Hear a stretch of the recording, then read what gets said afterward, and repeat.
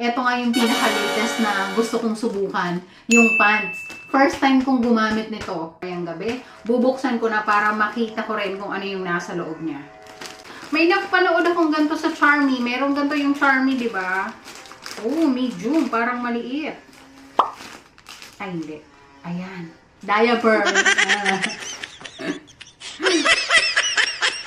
Ito yung medium size. Pants.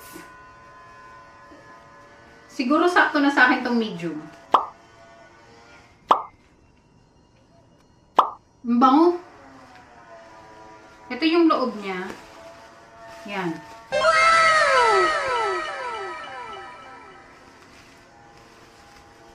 Para komportable akong makakilos-kilos pag natutulog sa gabi. Kasi alam nyo ba, kapag ganun yung period ko sa gabi, as in isang posisyon lang, tapos hindi na gumagalaw hanggang umaga. Gawa nga nung natatakot ako na matagusan ako.